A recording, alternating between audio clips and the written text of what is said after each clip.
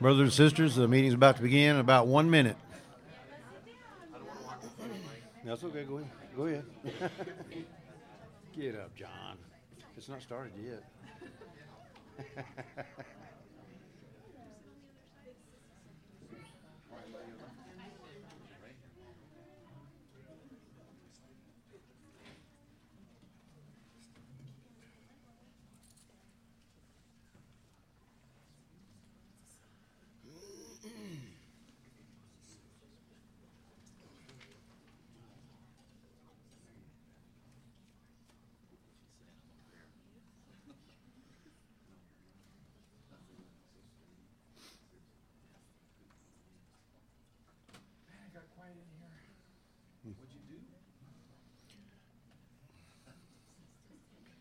Looks scary. I just look scary. Not to you. Yeah. He's always picking on himself.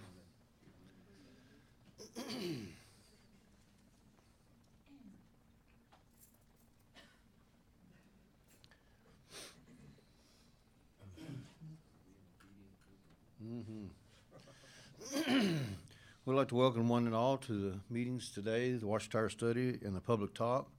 The public talk is Why Fear the True God. Brother Steve Simpson from Winsboro will be giving that. But before we start, if you will, turn in your songbooks to page 4 or watch the monitors, song number 4, and it is, Who is Jesus Christ? So stand if you will, and we'll sing a song of praise to Jehovah.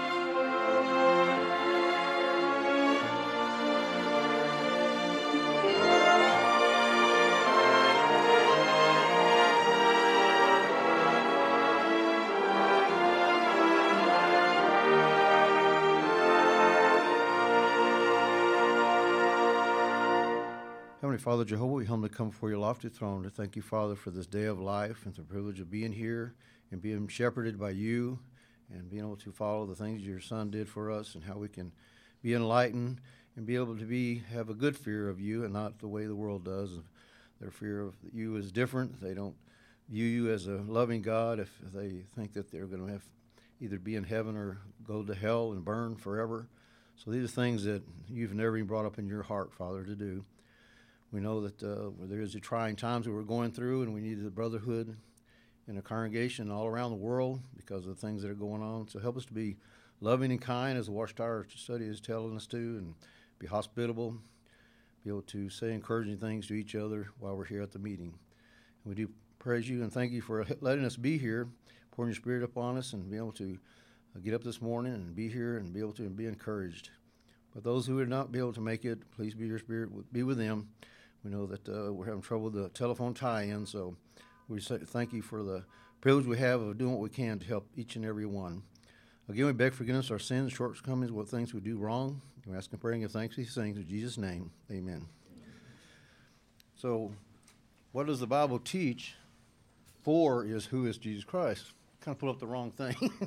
It's all different. So anyway, if you will, please turn your devices off, electronic devices, to disturb the meeting, to a silent or vibrate. Again, let's listen to Brother Steve Simpson from Winsboro. Why fear the true God?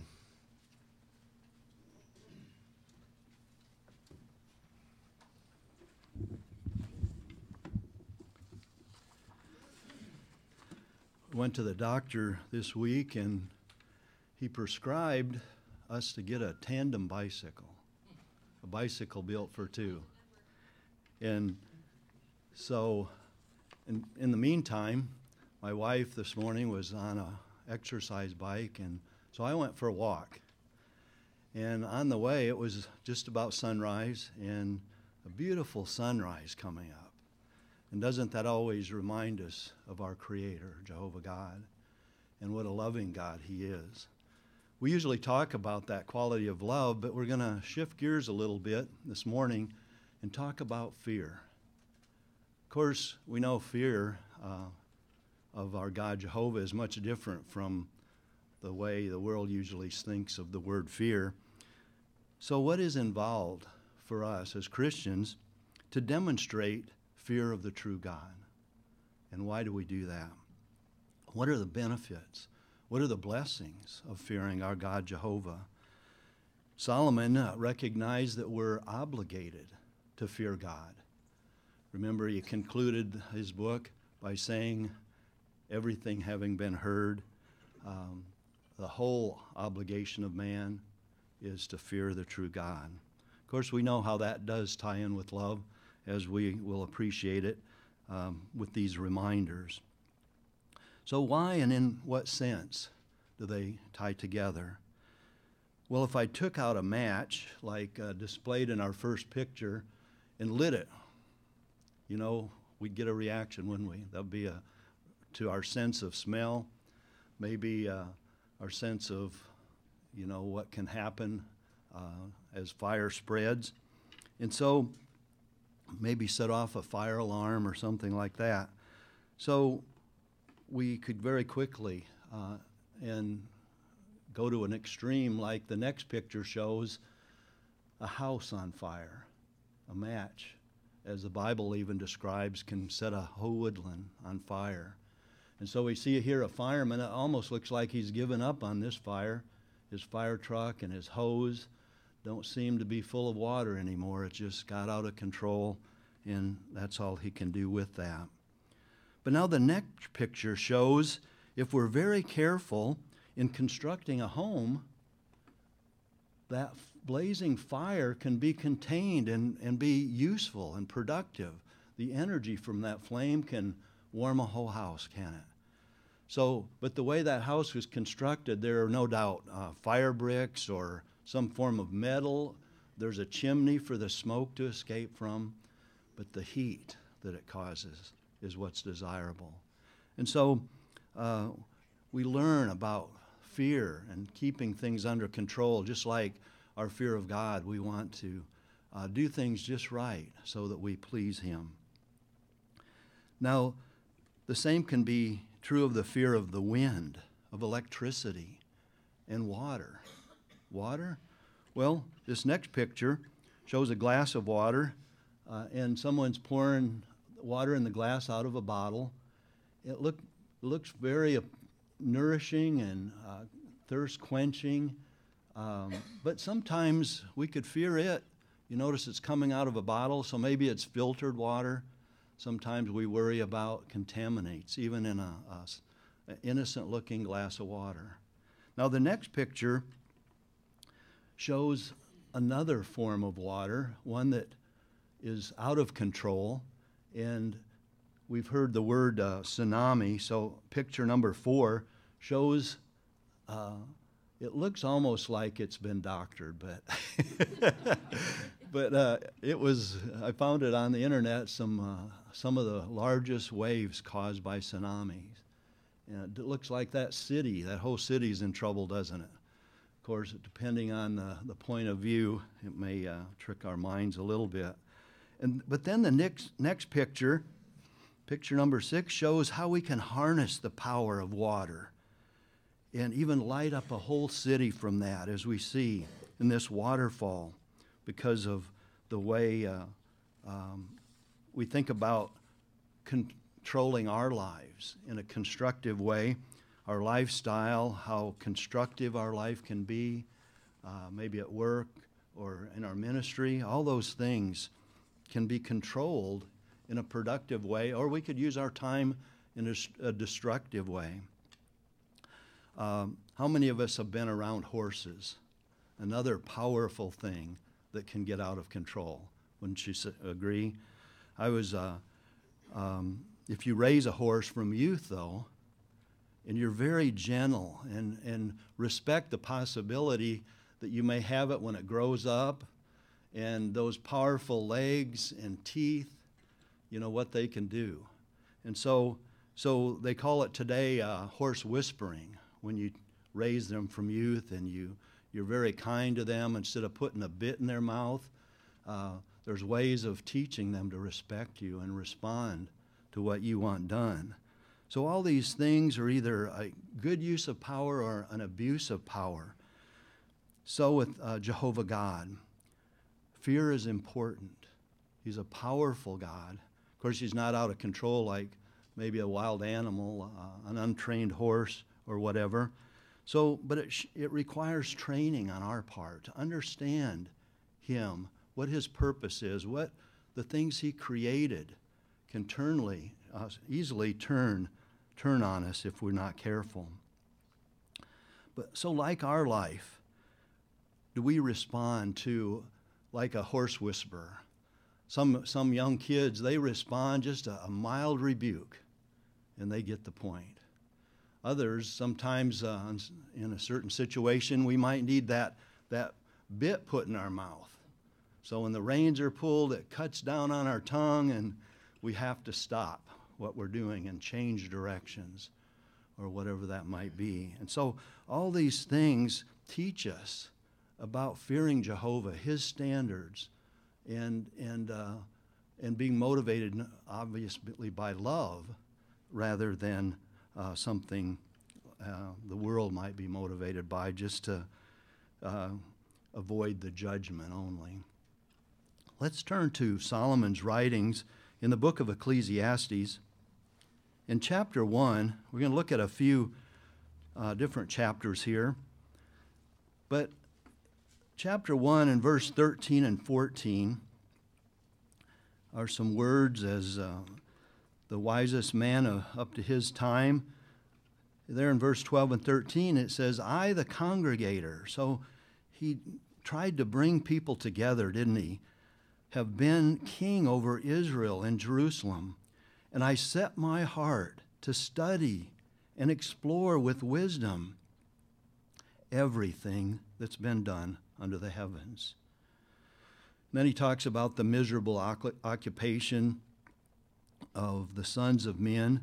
But verse 14 goes on, I saw all the works that were being done under the sun.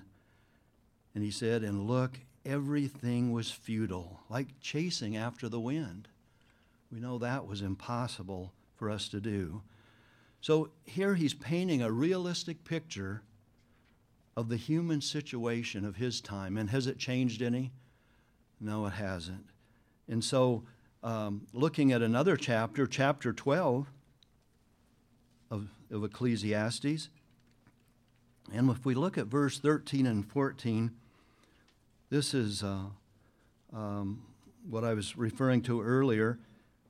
In chapter 12, verse 13 and 14, it says, "The conclusion of the matter, everything having been heard, is fear the true God and keep his commandments, for this is the whole obligation of man. For the true God will judge every deed, including every hidden thing, as to whether it is good or whether it is bad." And we kind of do that ourselves, don't we? We're taught to analyze things, maybe planning our day. You know, what's constructive and what isn't so constructive in our lives.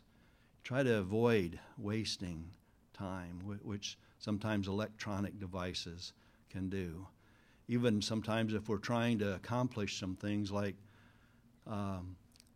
Kingdom Hall Conference. So many are trying to listen in, and sad to say that's not working today. And yet we can spend hours and hours accomplishing things that are good, but we can also waste time on those things. So if we look here at Solomon's experience in life, we can learn by studying the Bible, or we can learn the hard way. And we don't want to do that. Solomon centered his life on Jehovah God and the worship of him, the godly fear of the creator of the universe. And really that is the only course that brings lasting happiness and truly helps us to cope with life's anxieties. And as this system comes to an end, it's getting tougher and tougher. But can you imagine what it would be like without Jehovah and without Bible principles? I'm sure we've thought about that. So what we learn from Solomon is that our failure to fear God and to show respect for right principles could lead to a moral breakdown, crime, and violence. It was on the news just this morning. There have been more deaths at school than by military men in 2018. So we can imagine how moral breakdown is affecting things around us, in our small communities even. So we've heard the expression, having the fear of displeasing God. Not that we're afraid of him if we're doing good. Solomon went on to point out another important point in chapter 8 of Ecclesiastes. Let's read that together. Chapter 8, and let's start with verse 11. There it says, "Because sentence against a bad deed has not been executed speedily, the heart of men becomes emboldened to do bad." When a person gets away with one thing, they go on to bigger things, don't they? They become hardened. Although a sinner may do bad 100 times, it goes on to say, and still live a long time, yet I'm aware that it will turn out well for those who fear the true God, because they fear him. But it will not turn out well for the wicked one, nor will he prolong his days that are like a shadow, because he does not fear God. So it's quite simple to us, isn't it? Yet, because of our imperfections, it's hard to stay focused, to stay balanced. And so we analyze these things regularly, why it's so important to be here at the meetings and have personal study and Bible reading. So we want to avoid letting Jehovah down, displeasing him. We're getting the idea of what fearing Jehovah means, or we're reminded of what we already know anyway. But let's talk a little bit more about what fearing Jehovah means. and how we can develop that fear. How awesome is Jehovah? This next illustration and the final one, maybe you've seen this before. I've used it in a few different talk outlines because it just impressed me so powerfully at elder school when they outlined that. But you see all these different circles? Well, those depict stars in our Milky Way galaxy.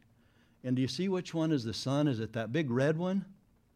No. If you look up at the top, there's a little arrow and it says sun, just a little bitty yellow spot. It's actually hotter. Our sun is actually hotter than that big red one.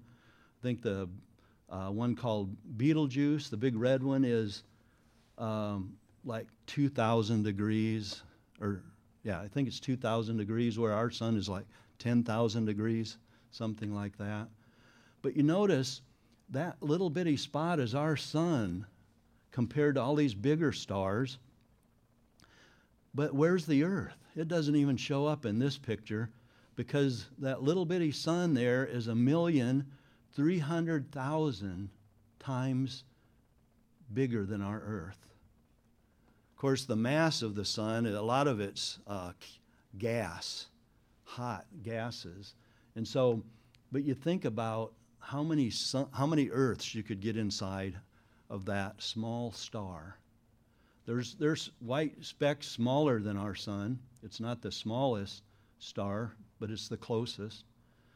And the big red one, Betelgeuse, does it say it's, I forget. It's like 5 million times bigger than our sun. So anyway, Jehovah created all those things. Can you imagine the energy to create 10,000 degrees and the size of it? How much bigger it is than our Earth? The Earth seems pretty big to us. Even if you've traveled the Earth, it seems pretty big. But we're just a speck in the universe, aren't we? And so how does that feel about what God can do for us from day to day in our future? So something very humbling to think about. He's awe-inspiring. He's fear-inspiring because of his abilities. So we should have really a profound reverence for our loving God, Jehovah, and have that wholesome dread of displeasing him. Yes, a person fearing God will endeavor to use the knowledge we have in the right manner. We know how bad things go, but we also know how good things go, and those are the things we should be involved in. We wouldn't want to do anything that would profane our God's name, bring reproach upon him, such as the works of the flesh outlined for us in his word. So do we appreciate his laws that are for our good, as well as bringing him glory? As we look back at our life, has our life reflected favorably upon that great name of his? Not just by our conduct, but the things we talk about, the things we think about. Yes, do we appreciate his laws that are there for our own good, and they help us avoid spiritual and physical dangers? So that's all of our illustrations, but there's a lot more to look at here as we develop a fear for God, focusing on spiritual matters like we're doing every Sunday morning or Sunday afternoon. But how about at home? Are we diligent at reading and studying the Bible daily? Period. Are we diligent about that? Do we have room for improvement? Our fear of God, our love of God will help us in those areas. So we need to do it daily. It shows that we recognize that the Bible books are a message from him to each of us. He knows each and every one of us and wants the best for us. So our study and meditation, doing it earnestly and frequently. We don't want to put things off till tomorrow, especially spiritual things, because that's like calling Jehovah's hand short. Is there something that you got scheduled in this week that will crowd out a meeting? Crowd out your ministry? Well, we know Jehovah will help us make up on what's necessary, and those other things, maybe we need to miss out on those so that we can show fear for God. Yes, a wholesome fear of Jehovah is done by regularly coming to meetings and participating at Christian meetings. That may be a challenge for us, depending on our background, our abilities, or confidence in ourselves. We could have all kinds of confidence in Jehovah, but sometimes we're our own worst enemy, aren't we, in trying to face up to some of the challenges we have. So, do we listen to the whispering of Jehovah? He teaches us like training a horse. Those horse whisperers are so gentle, so kind, have so much, they look forward to the potential in how they treat animals. So, or is it sometimes he needs to put that bit in our mouth, pull on the reins to help us to change the direction so that we can have a constructive life and avoid the pitfalls of this old world. We can't hide anything from Jehovah, so we might as well just face up to it and do what's right. We know that Jehovah sees all. It's an incentive to observe his commands and live up to what he expects of us. Otherwise, it could lead to trouble. Since he's so real to us, his authority causes us to have fear. We might illustrate that in a court of law. We know what a judge can do if we've maybe got a speeding ticket or something, and we've just spent our last dime, and here we got maybe hundreds of dollars to turn over to the judge. So all these things can cause fear. And so with Jehovah, we want to have the proper fear because the outcome could be punishment. We know that the hellfire doctrine is something taught among religions to motivate people. Can you imagine that being a motivating factor? What kind of picture does that paint of our God Jehovah? Well, we know there is no such thing as hellfire. But if you look at history, the Pilgrims, the Puritans, that was a big thing that they used in their sermons to motivate people. In fact, there was a man named Jonathan Edwards who spoke on the subject, Sinners in the Hands of an Angry God. Well, what was the response to that sermon? Well, his description of the abyss was so frightening that other clergymen had to give emotional help to a distraught congregation who heard that sermon. I remember before I came in the truth, when I was growing up, the Methodist Church talked about hellfire, and I'd have dreams about this lava in a downward spiral, and I was in it, and I quickly woke up, thankfully, in more ways than one, when I found the truth. So such a morbid feeling would discourage us. It would destroy our hope, wouldn't it? So instead of that morbid fear, the fear of incurring Jehovah's displeasure stems from our appreciation of his loving kindness, of his goodness. He's not an angry God. So knowing Jehovah's qualities and all he's done and will yet do fuels our desire to obey him. So the proper and wholesome fear of Jehovah has many benefits. It keeps us alive spiritually. Based on faith, our fear is tied in with love and trust for God. His thinking is so good for us.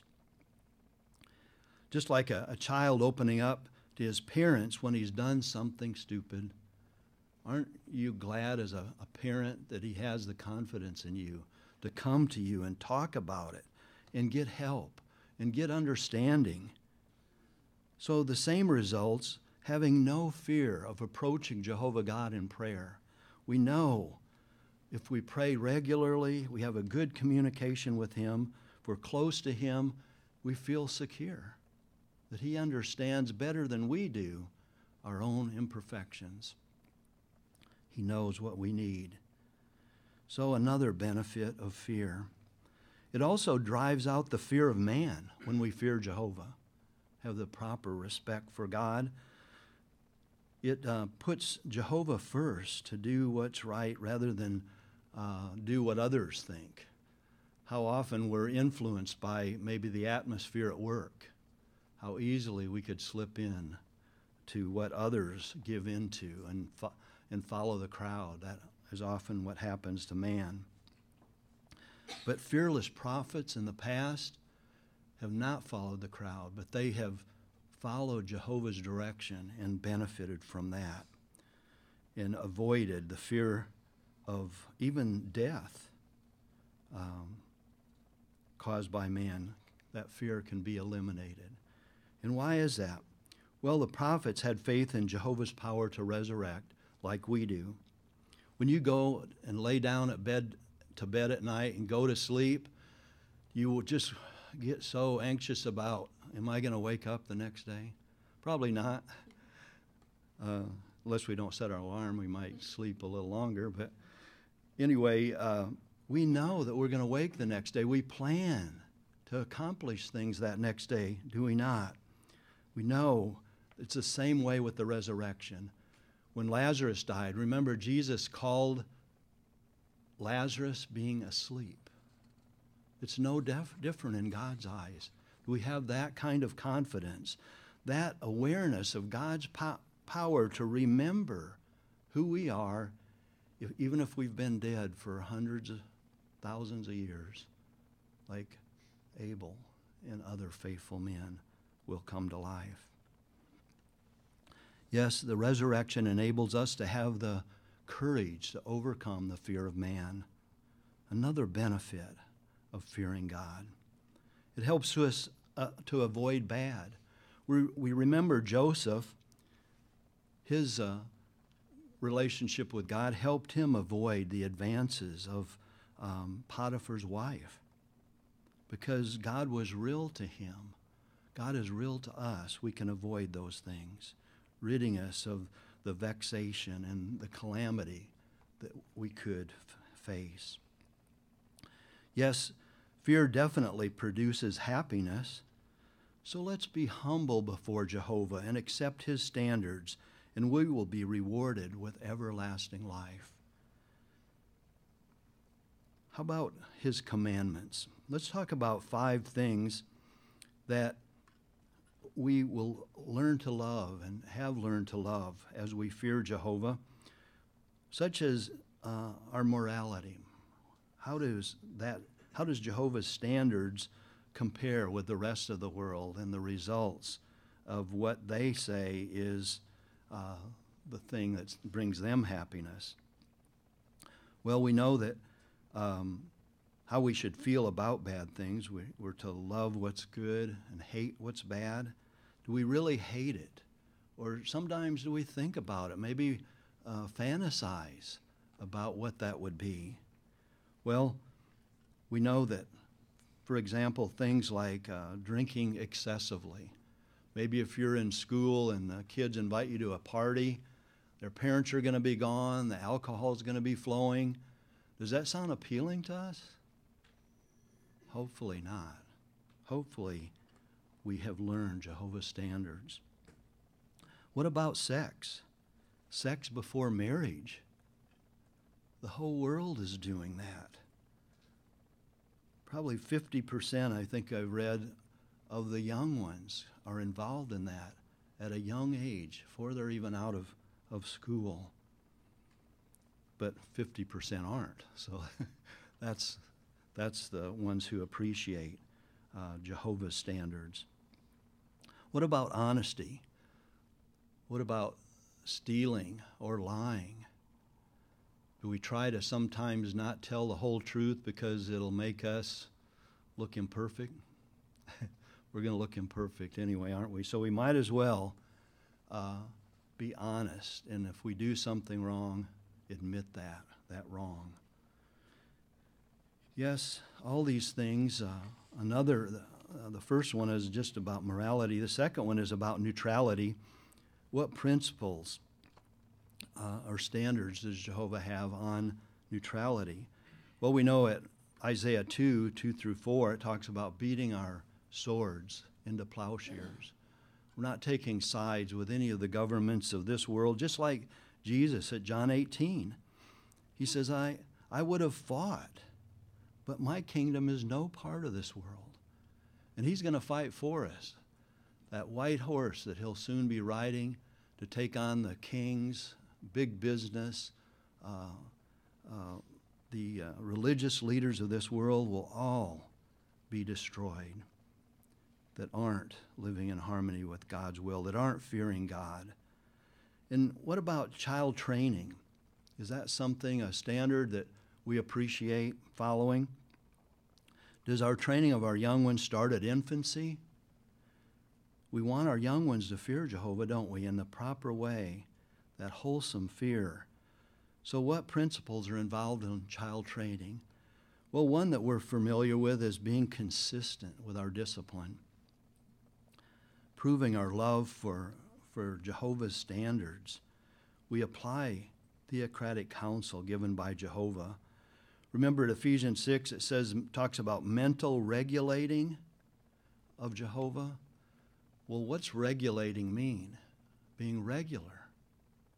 Are we consistent with our discipline, or do we get tired, maybe due to health issues, and kind of neglect our young ones? It can happen very easily.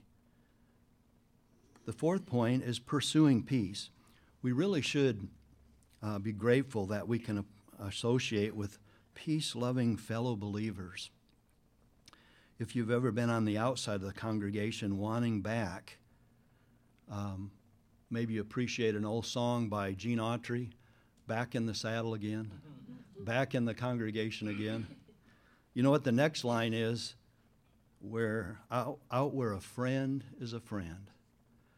And isn't that what we find in the congregation? True friends, friends that care about you like Jehovah does. It's like being thrown from a horse. We want to get right back on. We don't want to delay getting back on that horse, because it's kind of like that horse is going to start thinking he can do it over and over again. It's kind of like Satan thinking he can keep us off or keep us out of the congregation. But we need to get right back on if we make a mistake and correct that. Yes, if we're on the outside of the congregation, do we value, or if we're on the inside, do we value the importance of maintaining good relationships with fellow Christians? We're encouraged to be peaceable with all men. We don't want to argue in the ministry or anywhere. So, and the final thing is preaching. If we were told we couldn't tell the good news, say someone told us, tomorrow night I'm going to go and burn this house down over here, and you cannot tell, you cannot warn the family. Would that be harder than maybe facing up to a difficult territory and going ahead and presenting the good news to them? So we're not a secret society. We want to tell everyone we have an opportunity to talk to. Because we're looking, even with an unpopular message, we're looking for that one sheep that is searching for Jehovah God, for a God that has so much to offer us. Yes, we have the prospect of everlasting life. So, brothers and sisters, keep proving that you fear God. Put Jehovah first in your life. Learn his ways and principles and be reminded of them by our regular study habits. Let's look at that scripture again in Ecclesiastes chapter 12 in conclusion. Ecclesiastes chapter 12 and verse 13. There it says, The conclusion of the matter, everything having been heard, is fear the true God and keep his commandments, for this is the whole obligation of man. So let's let our awe-inspiring God light a fire in our hearts so that we can continue to have that wholesome fear of our God Jehovah forever.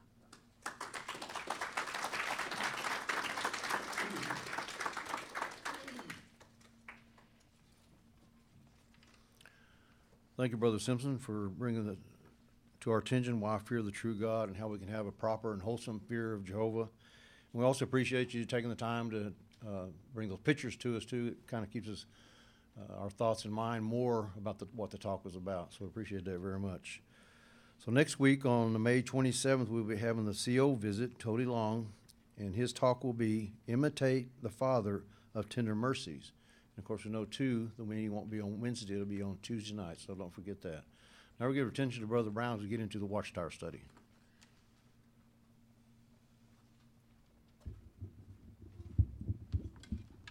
Good. We'd like to invite everyone to stand, and we'll sing a song before we start our discussion. It is song number 100, Receive Them Hospitably, based on the book of Acts, chapter 17.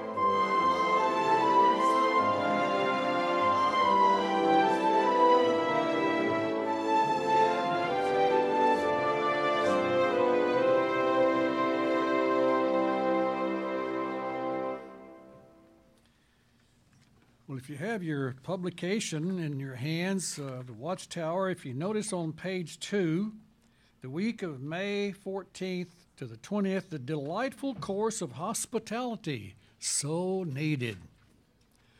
It says the Apostle Peter urged Christians in the first century, be hospitable to one another. Why is this counsel so needed in our day? What are some practical ways that we can follow it? And how can we be good guests? This article we're going to consider today is going to answer those questions, so I'd like to invite everyone to participate where you may, and there's a lot of scriptures that we're not going to be reading, so if you can, use them in your answers. It'll help us understand how we can display the hospitality quality. It's based on 1 Peter 4:9, says, be hospitable to one another without grumbling. And so Brother Beasley is going to be reading for us today, so let's get right into our reading of paragraph 1, please, Brother Beasley. Sometime between the years 62 and 64 CE, the Apostle Peter wrote to the temporary residents scattered about in Pontus, Galatia, Cappadocia, Asia, and Bithynia, These culturally diverse congregations in Asia Minor needed encouragement and guidance. They were suffering opposition and were subjected to abusive speech. They faced fiery trials, and they lived at a critical time. The end of all things had drawn close, wrote Peter. Yes, the violent end of the Jewish system of things would come in less than a decade.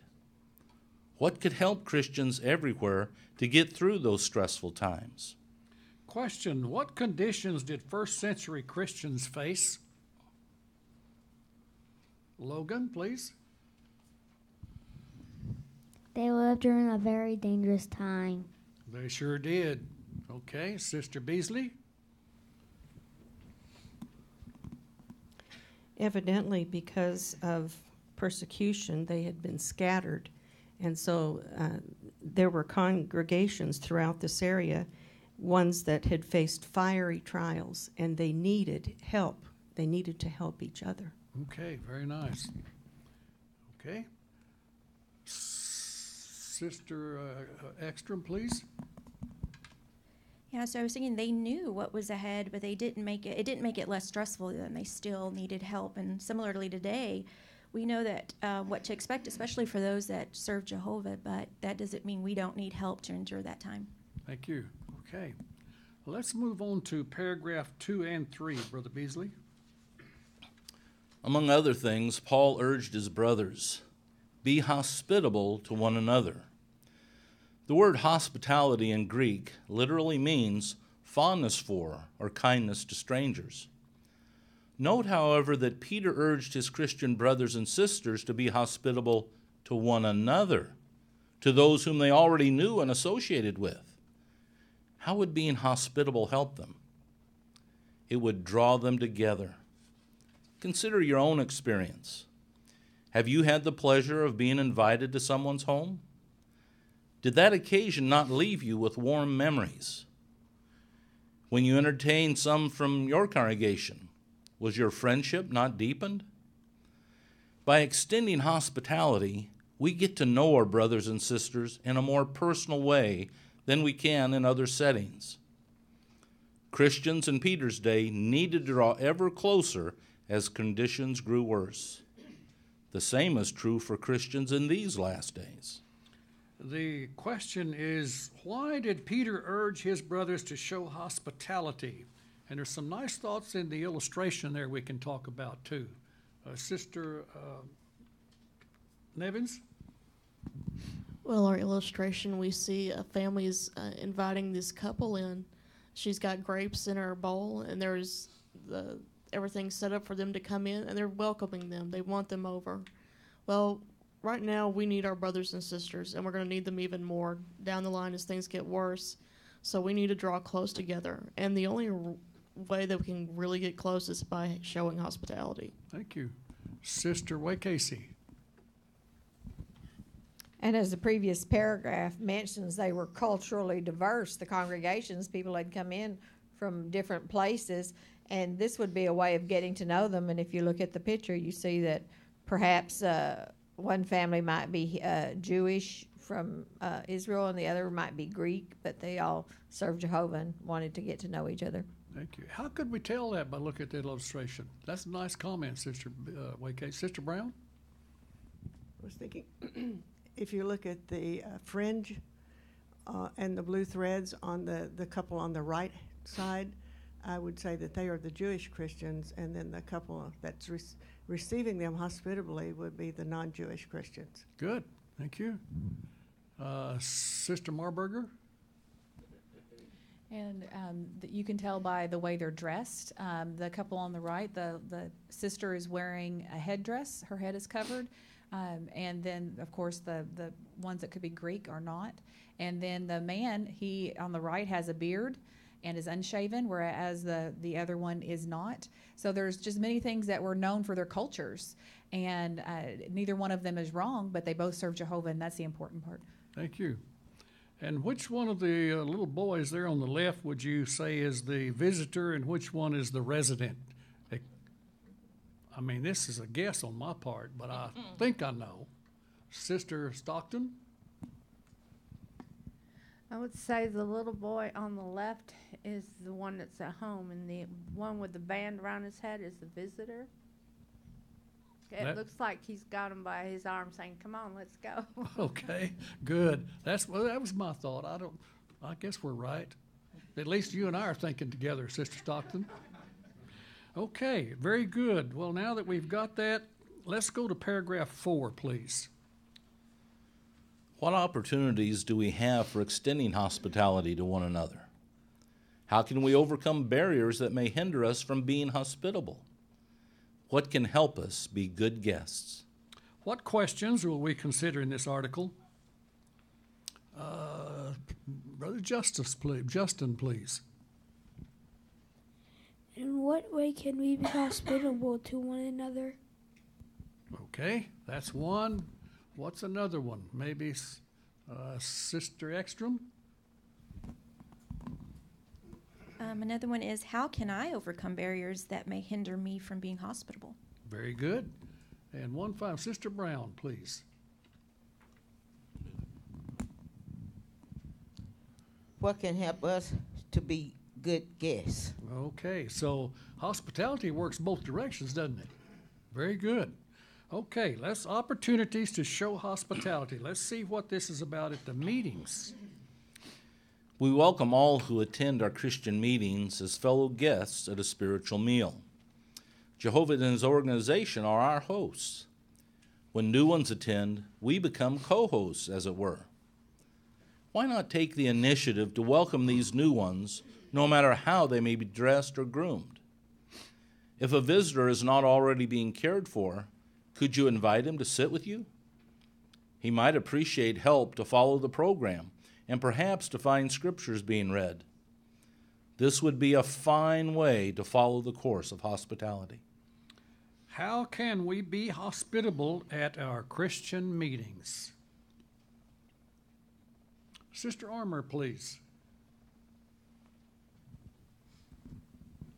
Accepting new ones, well-groomed or not. Absolutely. That's a very good one, too.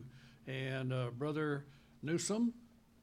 Also, if someone, if a visitor come to the Kingdom Hall, if they had not been seated, we can invite them to sit with us, and also we can help them to follow the program and to help them share the scripture with them. Very good. Brother Russo? Yes, and the brothers have printed many fine experiences in our publications to show that many who have come into the Kingdom Hall or the convention centers have been treated so kindly and lovingly, like they'd always been there and been friends and known each other all their lives. That's what made them study and become my brothers and sisters. Thank you. And let's see, Sister Way Casey? And we have had positive feedback from visitors here at this congregation. What impressed them more, a lot of times they may have not caught a lot from the public talk or whatever that they heard, but what they noticed the most was how friendly people were, and they appreciated the attention that they were given. Thank you. And let's see, get Sister Ekstrom, please. I was going to mention, so we don't want to become judges, as James there mentions in chapter 2 and verse 4, but instead we want to welcome all who comes through those doors. Yes. Well, now this one's not in the paragraph, but I'm just going to ask, what do you think about our expressions of our faith? Is that hospitable? Can that be referred to as being hospitable, Sister Marburger? Well, if we're hospitable, it means that we have a welcoming personality. And if you have a scowl on your face, people are not going to feel welcome. But if you have a warm smile on your face, whether you are talking to them or not, they are going to feel warmly welcomed. Good, thank you. And Brother Nicolaisen. I thought right away of Hebrews 10:24-25, where he says, inciting others to love and fine works. That's what we do when we answer at the Kingdom Hall. That's right. Thank you. Very good. Sister Price? And two, at times the speaker will welcome those who are new. If you're new in the audience, we welcome you. And I really appreciate the brothers who pray on behalf of those who are listening in on the phone. because that's showing hospitality and that's telling them that they're loved and that they're part of the congregation even though they're not physically able to be there. There's so many ways in there. Brother Johnson. So we want to take that scripture, Romans 15:7, so it says, welcome one another as the Christ welcome you. So we want to set that example because Christ, he set that example for us. Very good. Let's go to, for refreshments or a meal, paragraph 6, please. In Bible times, hospitality normally included inviting someone to one's home for a meal. An invitation to share food was an invitation to friendship and peace. Who should be among our primary guests? Those who are a regular part of our lives, the brothers and sisters in our congregation. When hard times come, will we not depend on one another? We need loyal friendships and peace with all of them. Interestingly, in 2011, the governing body changed the time of the Watchtower study for the United States Bethel family from 6:45 p.m. to 6:15 p.m. Why? The announcement stated that more will likely be inclined to show and accept hospitality with fellow Bethelites when the meeting ends earlier. Other branch offices followed suit. This arrangement has drawn Bethel families closer than ever. Who should be among the primary guests in our homes? Sister Spinks? The ones that are a regular part of our lives, which is our Christian brothers and sisters in our congregation. Good. Okay. And Sister Russo? Along with her thought, I appreciated how important this is to the governing body that they would change the Watchtower lesson to be earlier in the evening so that afterwards all the Bethelites could show hospitality to one another. Just 30 minutes makes a big difference sometimes, doesn't it? Yeah, well, what about here? What can we apply? How can we apply this paragraph to our own congregation? Sister, please. Sister, please. Well, an invitation to share food is an invitation to friendship and peace and love. Because if we're willing to share something as important as the food that sustains our body with those that we care about, then that to me is a prime example of showing love to one another, whether they are our Christian brothers and sisters or someone that's new to the hall. Thank you, Sister Lemke. And Brother Ekstrom, please. And so that question in the paragraph, when hard times come, will we not depend on one another? So does our minds go to the drama where they were all in the basement during the Great Tribulation? Who did they depend on? They depended on each other. And so now is the time to be hospitable, to know our brothers and sisters, so when that time comes, we are prepared. Yeah. Oh, this is great. Please, Brother Solis. I was just thinking another way we can maybe get to know our brothers and sisters is by showing up to the meeting early instead of showing up 5 minutes till or 10 minutes till, so we have time to visit. And even after the meeting, we maybe can stay a little bit to, take time to get to know our brothers and sisters. Very good. Please, Brother Russo.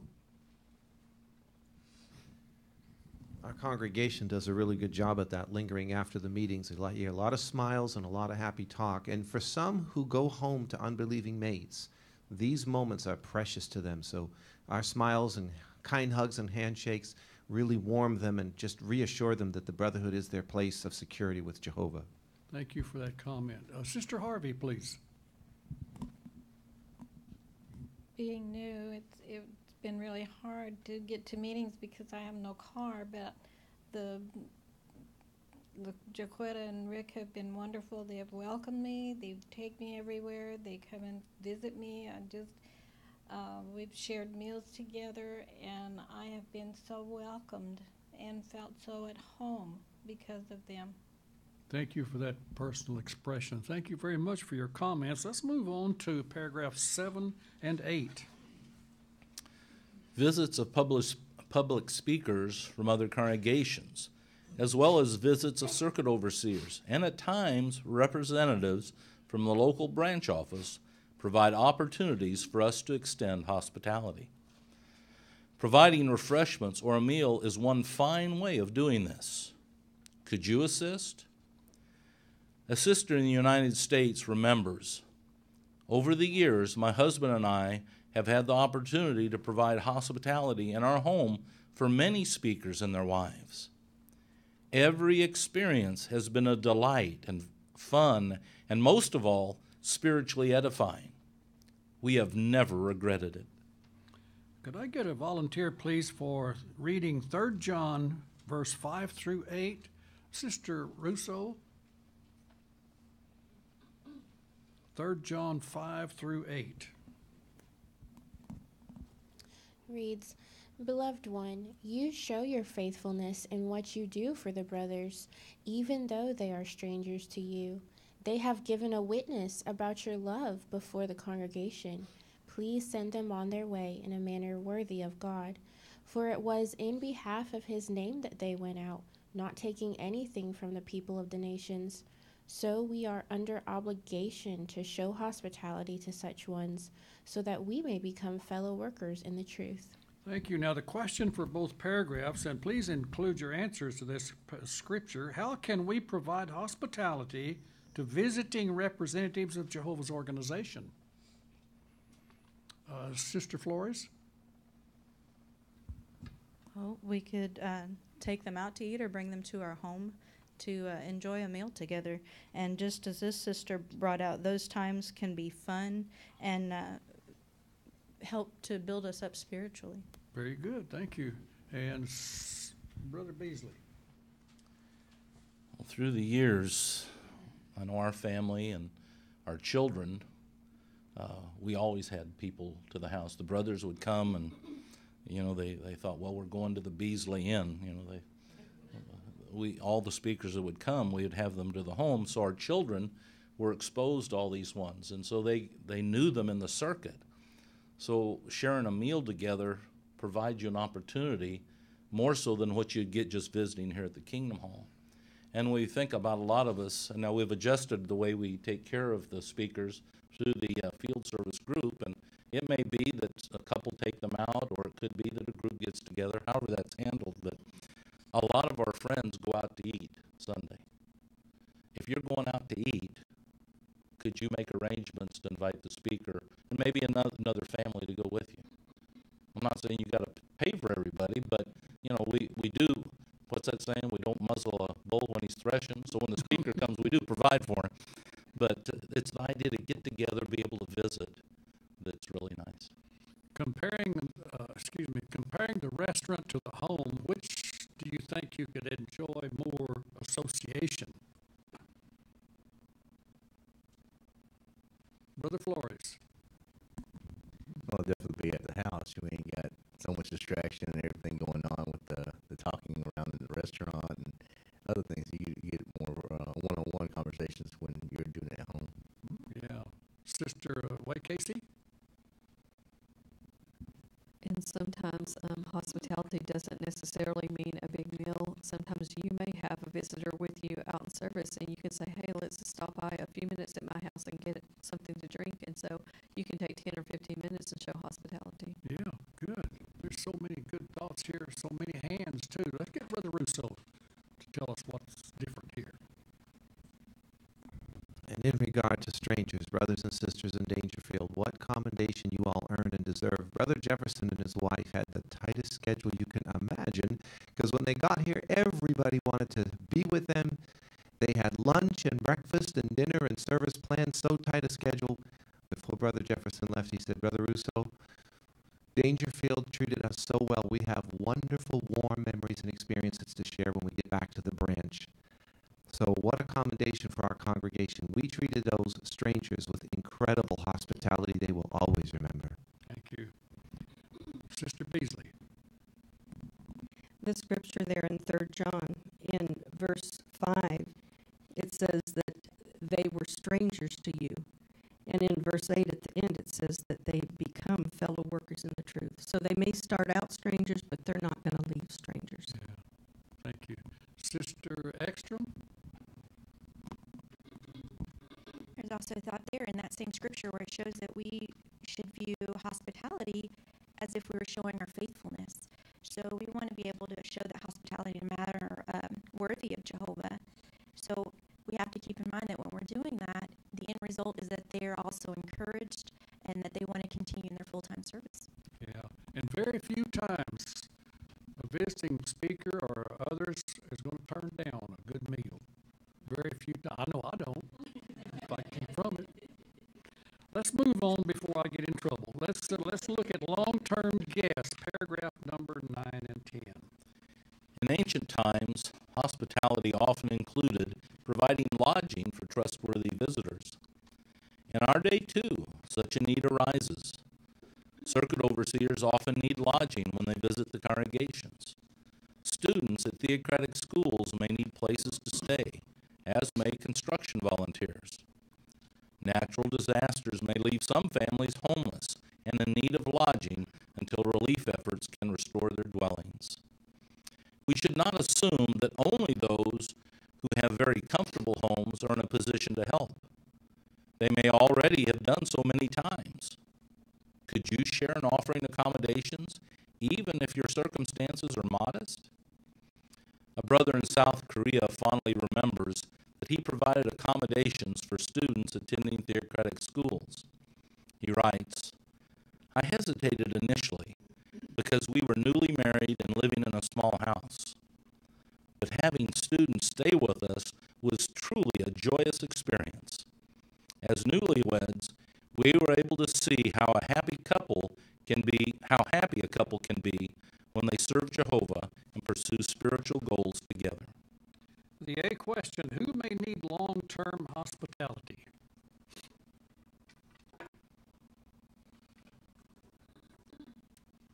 Sister Stockton? Volunteers when they go to rebuild kingdom halls and stuff like that. Okay, thank you. And Brother Lemke? When circuit overseers come in, they spend a week here, and sometimes they need a place to stay because they're coming from a great distance, and they don't need to be driving that distance every day, so they need a place to stay while they're here. Okay. Maybe we could get a personal experience of one. Sister Brown, your comment? I was going to share an experience that we had a few years ago. We lived in Oklahoma, and we were building a kingdom hall in Poto, and a couple of sisters were coming in out of Oklahoma City and needed accommodations, but they wouldn't arrive until after midnight. So we extended hospitality to them, but since they would arrive after midnight and we had to get up early the next morning anyway, we just left a key under the doormat and so they came on in, and we had no idea who they were until the next day. And I heard two sisters talking about staying at some little house. It was because we had a very, very small house. It was less than 1,000 square feet, I think. And they were talking about staying at this little tiny house, and they mentioned the street. I thought, well, that's my street. So I asked them if they stayed with the Browns, and she said, well, I don't know where we stayed. And so she said, she just gave the address, and I said, well, that's my house. And she said, well, we slept on the sofa in the living room. And I said, was it a blue sofa with little flowers on it? And she said, yeah. And I said, well, that was my house. And as it turned out, I had met these two sisters in Houston many years ago when they had come down to visit one of the pioneers in our congregation. What a coincidence. They come in after we went to bed and left before we got up. Oh, Sister Price?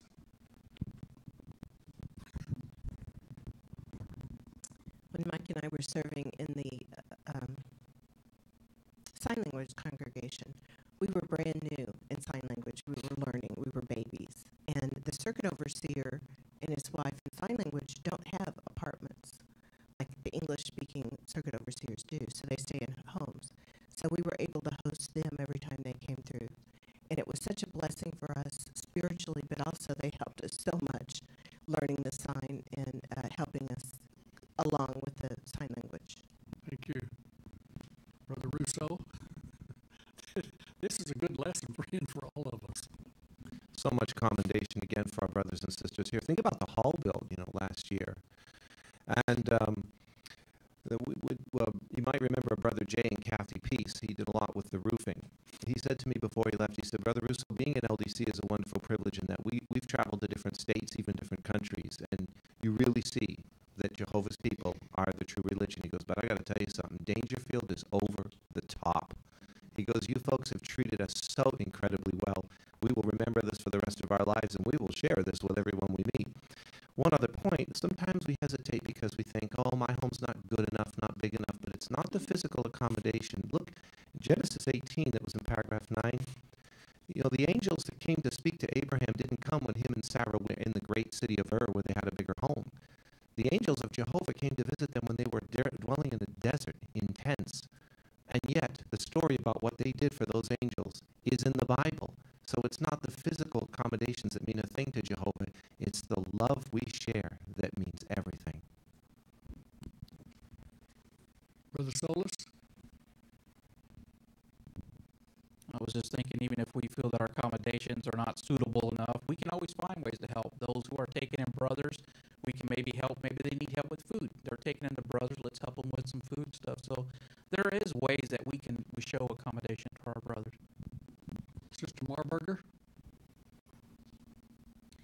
Growing up, we lived in a seldom worked territory with a lot of unassigned territory as well, and so we had groups come down every year, multiple, and we had a large house, and so they stayed with us every year, as well as circuit overseers. They would park their RVs down in our next to the garage, or they would stay with us, and so I grew up being able to enjoy that hospitality, and what a wonderful example it was, and I always wanted to be able to do that.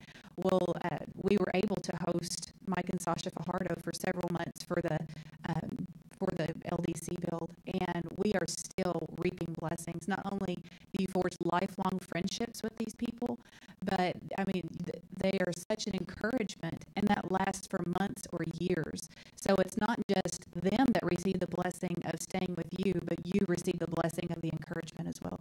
Yeah, like the Apostle Paul said. Sister Brown? I was thinking in reference to Brother Russo's comment on Genesis 18, talking about Abraham. Abraham was 99 years old, too. And at that time, the scripture said, I think it was about 3 or 4 times, that he ran to get things ready for his guests. And they didn't have facilities like we have today, like to kill a cow or calf or whatever it was that they provided. So that is truly a fine example for us in extending hospitality to ones. We do what we can do. It's just so many good experiences that all of us can relate on. There could be no end to our discussions. Brother Ekstrom, please. There was also an experience coming out of Puerto Rico when we think about just even having electricity. They don't even have electricity. They're running houses on generators and still hosting others, even though that they're in need of electricity, even at this point. But we can see how they're extending that and opening up their homes and themselves to show that hospitality, and it certainly is amazing and encouraging, only in Jehovah's organization. Yeah. Friends, we must keep moving on. Our thoughts is going to run us out of time, but let's move into, let's see, I got a big question, don't I? I'm going to get the big question. Okay. Can even those who have modest dwellings assist and illustrate? Brother Nicolaisen. I think this is so neat because this one says, it gave an example of one that was newly married and living in a small house. I actually experienced that. I went to it when we had our elders meeting in Texarkana. The brother and sister just got married the day before, and they gave me the house. I thought, wow, this you just got married.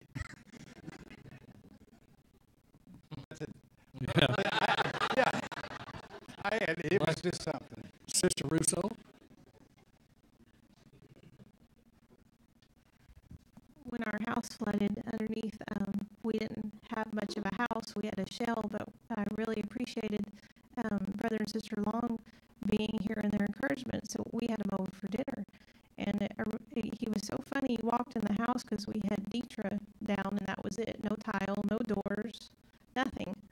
And not even a door on the bathroom. We hung a curtain.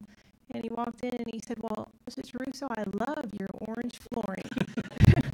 And so we really appreciated it. We were like, well, this is what we have. We hope it's good enough. So, and they still appreciate it. So it doesn't really matter. You just enjoy the association. Yeah, one year, several years ago, my wife and I was in Oklahoma going to a Kingdom Hall build, and there was a young couple just insisted that we stay with them. So we went to their house, and they had one bedroom and one bed, and they gave us that bed.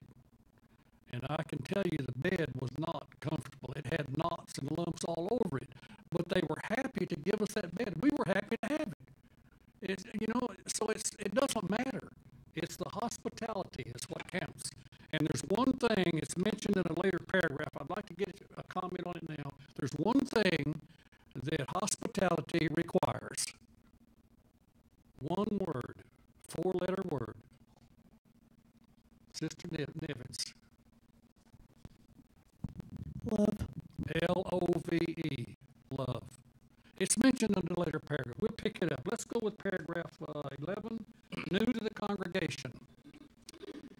Individuals and families may move to your area.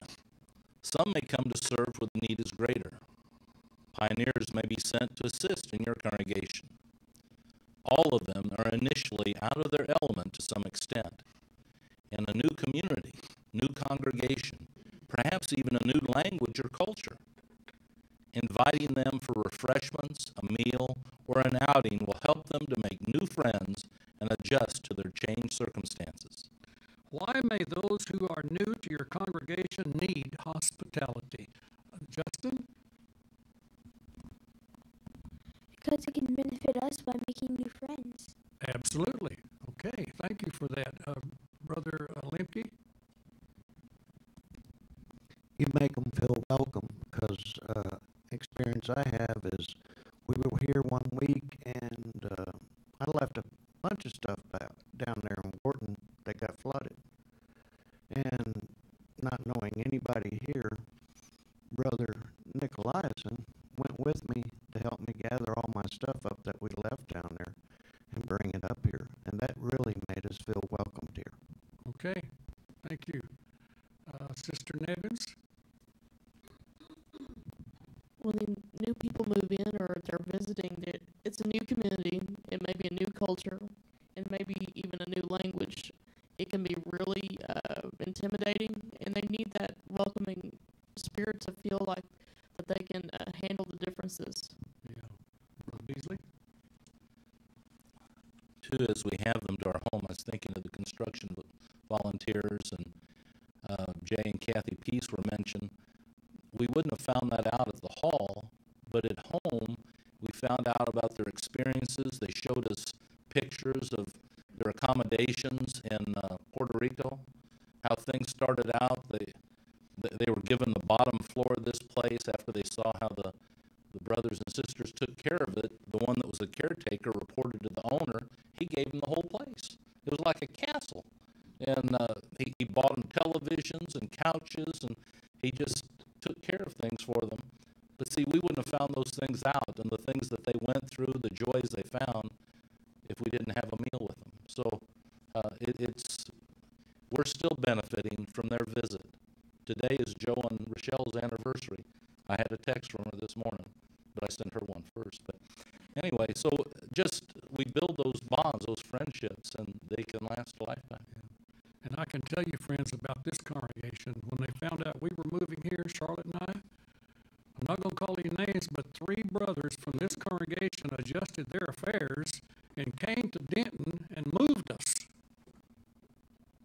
I don't know if they needed help or if they just liked us. I hope both. Brother Russo?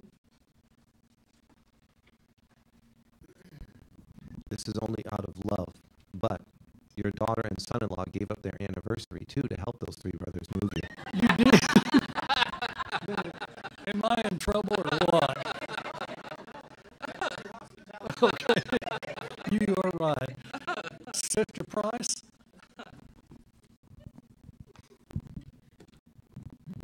And I was thinking too, something as simple because when someone moves into a new congregation, they don't have return visits. And so it really is loving when those who want to help them and show hospitality, invite them out in service with them, and then if they go on return visits, invite them to go with them to the door, because it does take a while to build up some return visits. Very good. Let's consider now paragraph number 12, please. Hospitality need not be elaborate.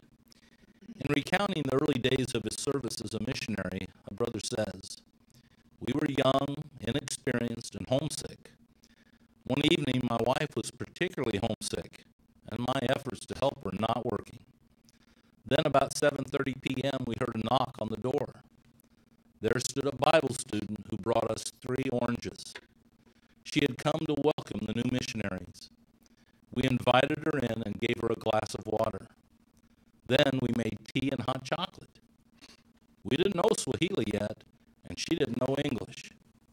But that incident began our greatest delight in forging friendships with the local brothers." Another volunteer, please, for reading Luke 10, verse 41 and 42. Brother Bellis, please. In answer, the Lord said to her, "Martha, Martha, you are anxious and disturbed about many things. A few things, though, are needed, or just one. For her part, Mary chose the good portion, and it will not be taken away from her."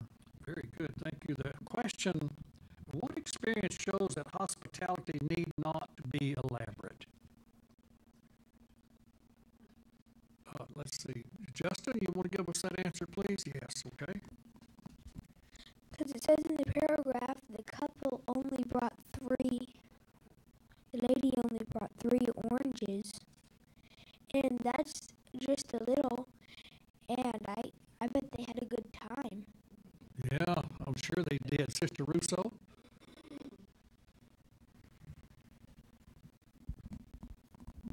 And just to elaborate on Justin's comment, last Sunday, of course, we had more than 3 oranges.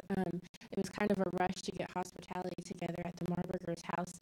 And so salads were thrown together, the fixings for salads were thrown together, and baked potatoes as well. And you would think that that's really simple. You know, we didn't have casseroles or anything. Everybody had the best time. Everybody got full, way too full. And so it didn't have to be elaborate. It was just something thrown together, and it worked out wonderfully. Good, thank you. Sister Stockton? The best part of this experience was that they didn't even know how to talk to each other, but yet they maintained and had a good time anyway. Yeah. And please, Brother Simpson. I was thinking the same thing. We might feel shy. Maybe we're not much of a conversationalist. That doesn't matter. We do what we can, and the love that's shown and the experience that we gain from that is a memorable occasion. Yeah, thank you. Please, Brother Bellis. I was thinking, too, in this situation, the brothers gave her a glass of water. It may not seem like much to us now, but it's talking about a country that she might have walked for half an hour, 45 minutes. And now she's got to go back home. So that glass of water, I'm sure, felt good. Yeah, thank you for that. And please, Sister Marburger. And this entire experience just touched me and almost brought me to tears, imagining being away from home and being homesick. And then the husband was trying to help her, but he said his efforts weren't helping. But then at the end of that experience, it said it began our greatest delight in forging friendships. And so what came to my mind was when he was trying to help his wife, don't you know that he was praying fervently to Jehovah to try to find some way to comfort her? And so if this sister or if this Bible student had held back saying, I only have 3 oranges, that's not enough, then she may have missed an opportunity to be an answer of Jehovah's prayers.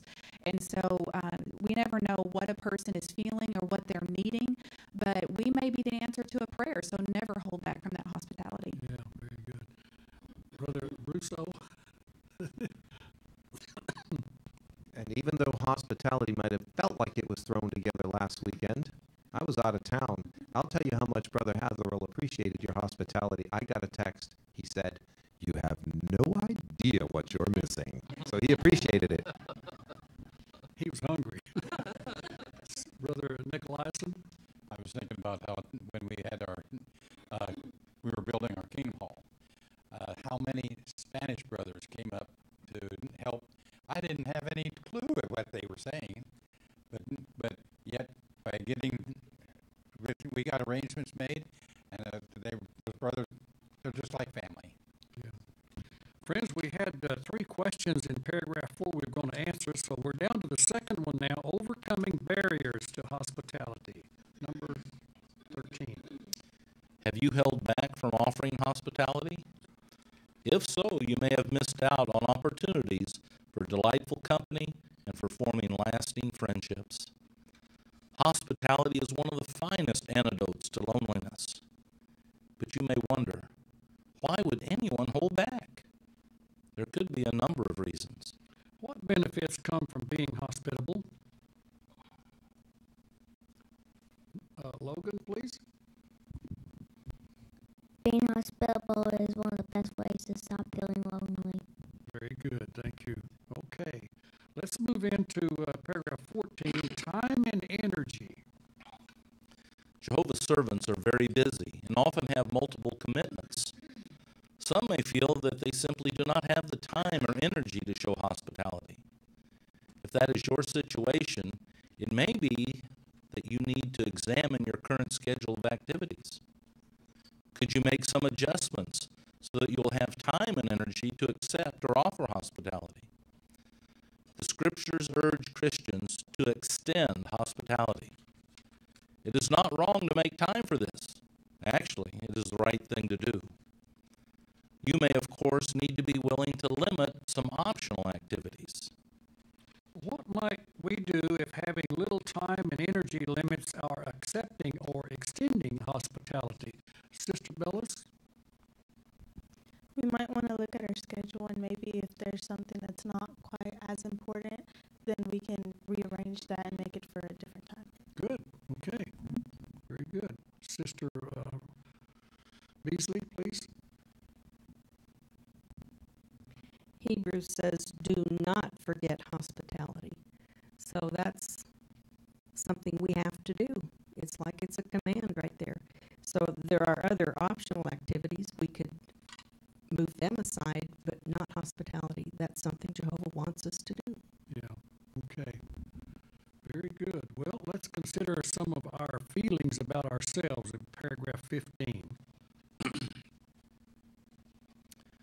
Have you ever wanted to be hospitable but felt inadequate? Some are shy and fear that conversation would lag or that guests might not feel entertained. Others have limited income and believe that they could never offer what other members of the congregation could.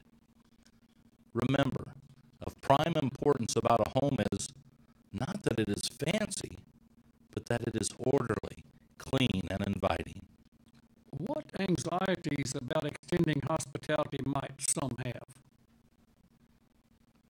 What anxieties? Brother Lemke? Sometimes it could be the space that they have of their home. You know, when you live in less than 400 square feet, you don't have very much room to invite somebody over to have hospitality at your house. And then if you're on a real limited income, you can't take them out to eat either. So you get anxious about it and wondering what you can do about it. Yeah, good. Thank you. Okay. And Sister Bellis, please. And some are shy and feel that they can't hold a conversation. Yeah, that's true. Brother Beasley? Well, I've had the privilege of had 3 circuit overseers' wives cook for me. I ate in their trailers back when they had trailers. And when Joe and Rochelle were with us, they stayed with us, but then when they got their own trailer, they usually ate with us, but they invited us to their home, and we had a meal in their trailer. So small accommodations, 400 square feet, chairs were bumping one another, but we were there and we got to visit, so it was nice. Yeah, good. Sister Brown? I was thinking about the shyness part. Believe it or not, I used to be extremely shy, and I talked very little. And the point in extending hospitality is,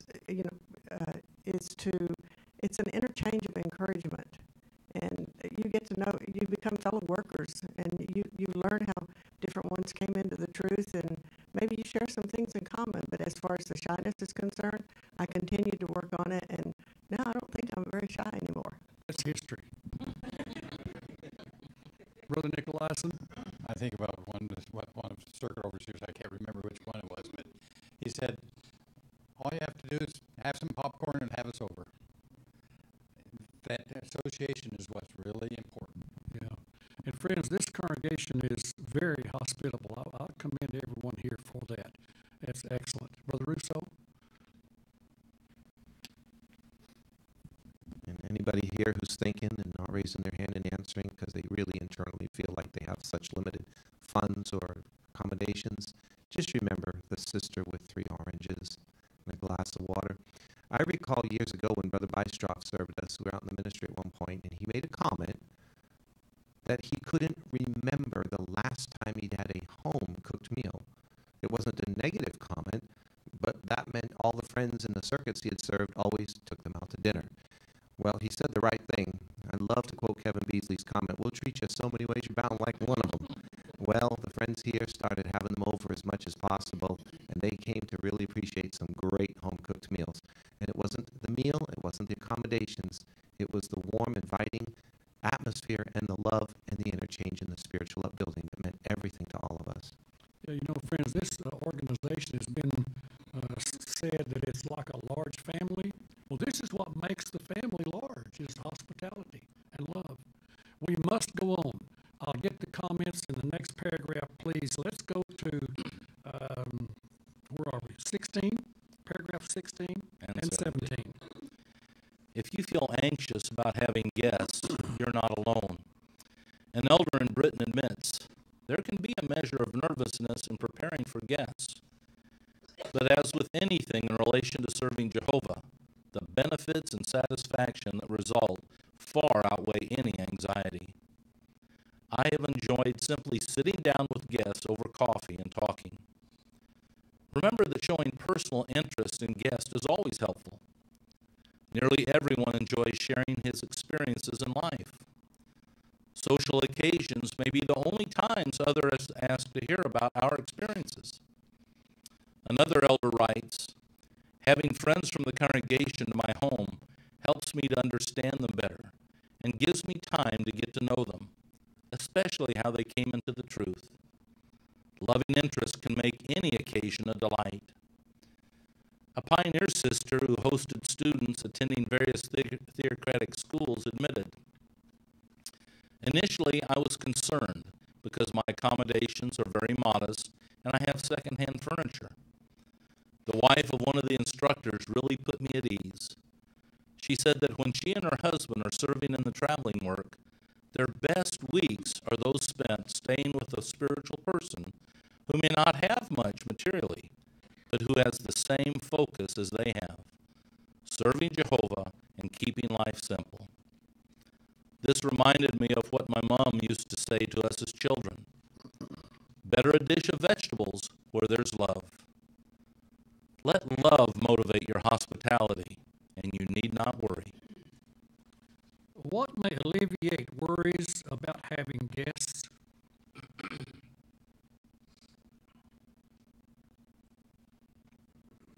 Sister Nevins? Well, showing personal interest in your guest is one of the biggest things you can do. For one thing, one of the things that kept us from inviting people over is we're worried that they won't like the food we cook, or they have a dietary issue and we're cooking the wrong food that they can't eat. Well, start talking to them before you invite them over. Ask them what they would like to eat. Do they have any problems eating this or that? Also, just when you get them there, start asking about their background and their life experiences and the truth. And it's easy. Good. Okay. Brother Price? Confession to make. We've been invited over to the Beasley before, and I'm not sure it's the association or Sister Beasley food I like the best.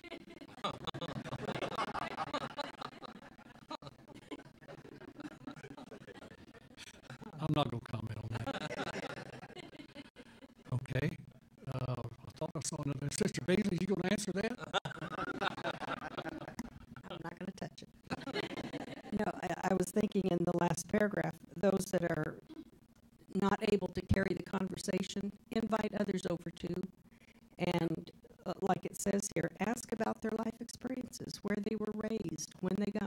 saved? How long have they been baptized? There's lots to talk about. Let them do the talking. You just ask a few questions. Yeah, good. Sister Flores?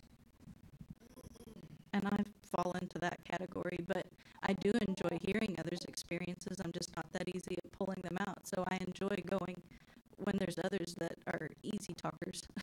Okay. And Sister Brown, please. I was thinking about the experience that I had with Jasmine when she was going to our congregation. We had talked about what she liked to eat and stuff, and so I invited her over to my house, and we had collard green, candy yam, smothered pork chop, and hot water cornbread, and I made her a pie, and she enjoyed it all, and we got to know each other, and we got real close, and I miss her. You want to invite me, Sister Brown? I need to be invited. No, it's okay. It's okay. We better move ahead.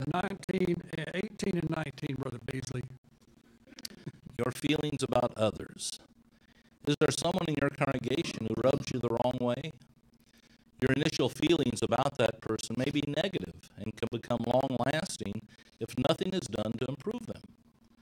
Personality differences may neutralize your good intentions to extend hospitality. Or someone may have hurt you in the past, and you find it hard to forget. To improve relationships, even with enemies, the Bible recommends hospitality. Extending hospitality to someone can reduce friction and soften hard feelings. It can bring to the surface lovable aspects of our guest's personality, aspects that Jehovah saw when he drew that one to the truth.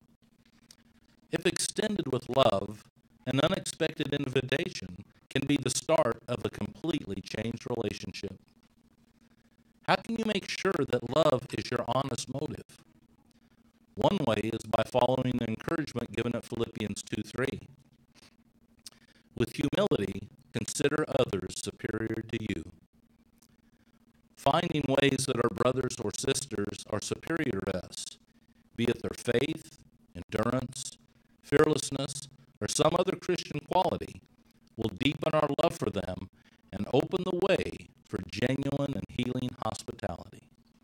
I need a volunteer, please, for reading Proverbs, the 25th chapter, verse 21 and 22. Sister Harold.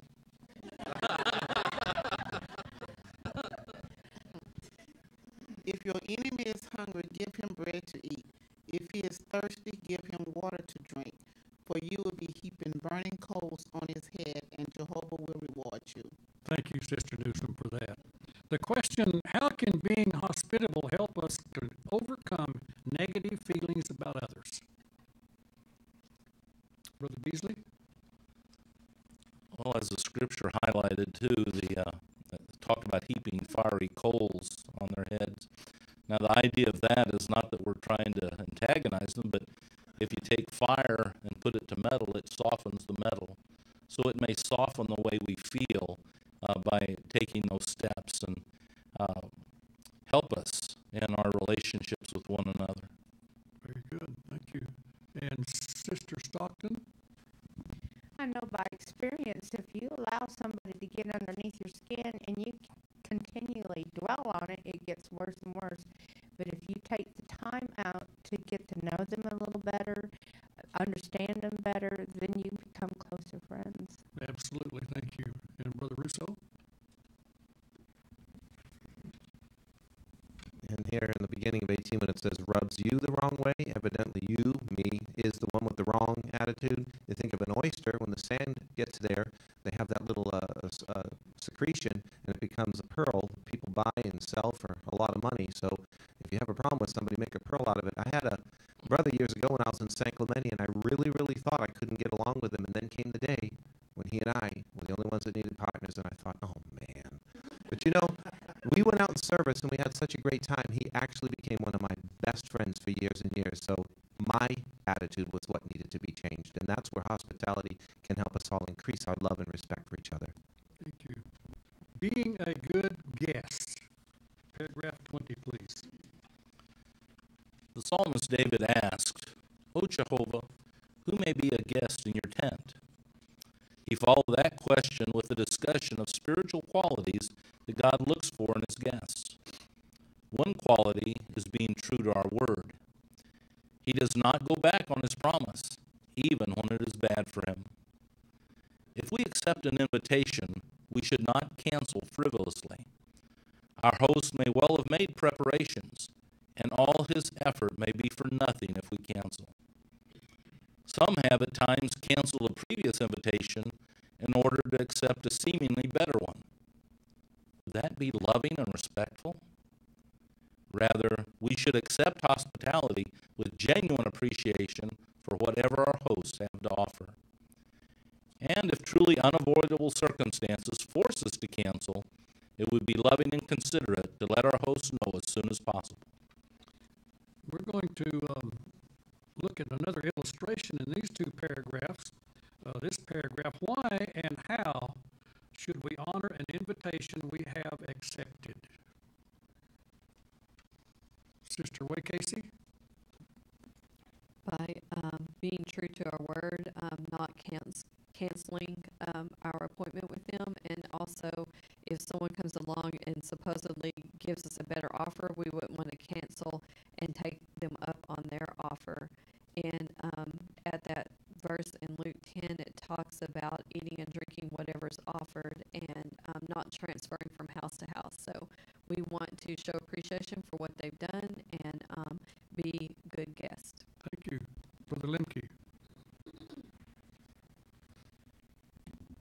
I can't help but look at it from the woman's point of view here.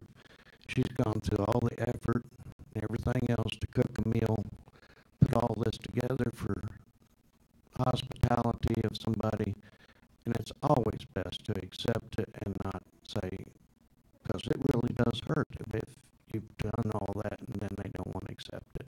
Yeah. Sister Ekstrom? No? Now, I was just going to mention the picture, and if you see what it is the sister is making tamales. And if anybody knows how long that takes forever. So if you want to cancel, you're missing out on really good food. Looks to me like the little boy is sampling the food. I don't know if that's what he's doing or not. Sister Stockton? Underneath the picture, it said the host usually prepares well for this guest. Like Abraham, he went out and chose the best meat for the angels and told his wife to get the best oil and flour to make the bread with. So we always should try to do our best. Thank you. Let's read paragraph 21, please, Brother. It is also important to respect local customs. In some cultures, unexpected guests are welcome. In others, prior arrangements are preferred. In some places, hosts honor guests with the finest they have to offer, letting family take second place. In others, everyone shares alike. In some areas, guests normally bring something to contribute to the occasion. In others, hosts are happier when their guests feel no such obligation. And in some cultures, it is expected that guests politely decline the first invitation or two. In others, to decline comes across as unappreciative. Let us do our utmost to make our hosts happy that they invited us. How can respecting local customs contribute to our being good guests? Brother Beasley? Well, a lot of these customs we're not accustomed to. And it just shocked me that they said it was polite in some cultures to decline the first invitation or two. That should not be our custom in East Texas. Okay? I mean, if someone can't come, that's one thing. But when people go to the effort and they invite you, this study on hospitality ought to help us to see that we need to take advantage of those opportunities to form those bonds that'll last forever. Good. Brother Bellis?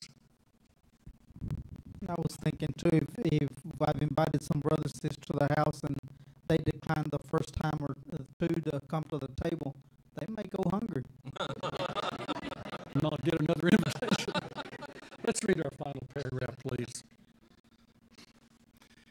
broader sense than ever, the end of all things is drawn close. We face the greatest tribulation the world has ever seen. As pressures mount, we will need the deepest of love between us and our brothers and sisters. As never before, Peter's counsels to Christians apply. Be hospitable to one another, a delightful and needed course that will have no end. Why is it so important to be hospitable to one another? Logan? As the system gets worse, we need to have deep love for our brothers and sisters. Yes, indeed. Thank you for that. Sister Marburger? My mind immediately went to that video about the Great Tribulation that Brother Extra mentioned earlier. And everybody in that basement, they were close. You could tell they had close association. And that basement was also very nice. So it's probably not the first time they had been there. The brother and sister, they may have been maybe the main one in that service group who held hospitality for the speaker. But they had obviously been together a lot. And that helped them get through those trials sometimes. They stuck together as a group. And that is what we need. And we have to start doing that now by being hospitable. Thank you. Let's review our discussion. Back on page 14, how do you feel about the need for hospitality within the congregation? Brother Price. I know you and I visited a family Friday, and the husband is an unbeliever, but one of the things he said that was just, kind of shocked me and surprised me is that he was talking about how the churches, when you go in there, they don't talk to you, you don't know anybody. But when he came here, he said, everybody comes up to me and talks to me just like they knew me, like they've known me for a long time. So here in this congregation has proved the fact that, that thing really helps, and the love we show to those who come in that door, no matter we know them or not, show love to them. Thank you. How do you feel about the opportunities we have to extend hospitality? Sister Stockton.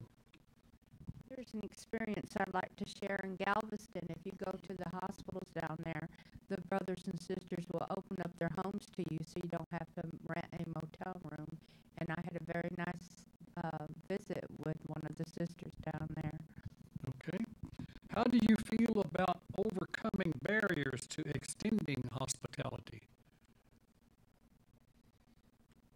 Sister Nevins? It's absolutely necessary to overcome them. Jehovah expects hospitality out of all of us, and that we need each other, and the only way we're going to get close is by extending it. That's exactly right. Thank you for your comments. Friends, I appreciate everybody's interchange here of encouragement. And we're going to sing another song, and Brother Simpson will close with prayer for us after song number 87, Come Be Refreshed, based on Hebrews 10, 24 and 25.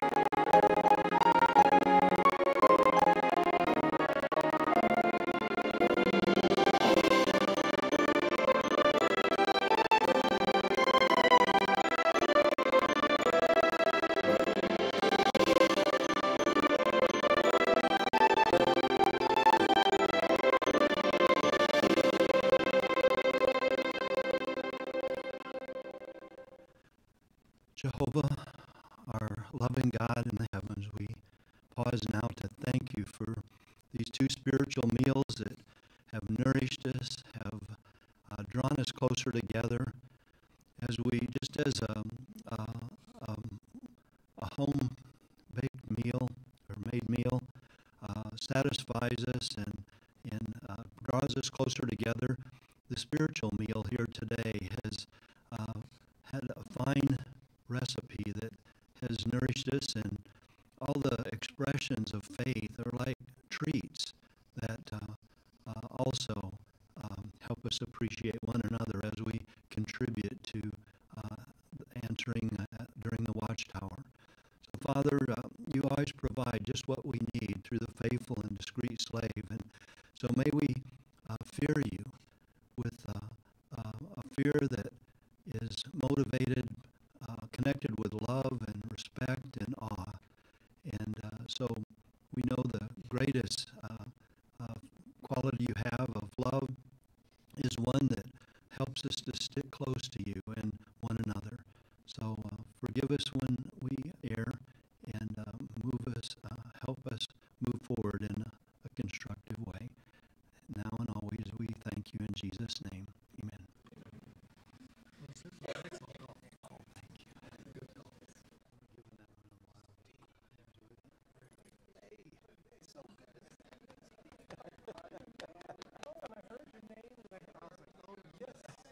How are you doing? I'm doing okay. Good. How about y'all? Doing really good. You know, just moving forward and staying in the keeping busy. So glad Jehovah's given us so much anymore. The world is like it's not there. We're just preaching, right? Waiting for it to end, you know? Right. Exactly. We've just got such a theocratic whirlpool of information now. We can just absorb and just bask in it. It's like, I just love it. You know, the videos, the music. Oh my. Right. He's given us so much. We just have a message of joy and love and hope, and it keeps us going. So, how's Sherry doing? Is she with you? Yes, she is. Oh, awesome, awesome. Yeah. I know she's having some problems last time we saw you, but The Parkinson's. yeah. She's got the muscle spasm on her right side. Causes a lot of pain. But at least she's holding on, you know? Yeah. We were over at Mount Pleasant giving the last talk, and a sister in a motorized chair came up, and Sherry said, "Wow, you get around in that really well." And she says, "You want it?" And she says, "I just got a brand new chair, and nobody wants it. No, I've asked everybody here, and nobody wants it." No. So we went over and got it from her when she got her new one. So that'll I don't know the humor of that is. I don't want to trade my disability. You want my chair? Yeah, really. You have it. But that'll really help out for the convention and things like that. See how things work out. Yeah. Just never know. Right, exactly. Well, I just want to say hi to Steve. We love you so much. Good to see you. Sounds good. Still in Winsboro, right? Yes, Good. yes. Okay. You know, Tell the brothers hi. Tell Gallegos I said hi. Okay. Big hello to Gallegos, would you? Right, sure will. If you know anybody who has a tandem bicycle. Has a what? I think he wants a tandem bike. I think he wants a tandem bike. I love a tandem bike. So I can't get on front. See, the stationary bicycle doesn't help as much with her. For her, yeah. Right. It's supposed to help her. You need a bicycle, really? Well, no, we need she can't ride one by herself, so we need two, what do they call it? A bicycle built for two. So hard. Okay, well,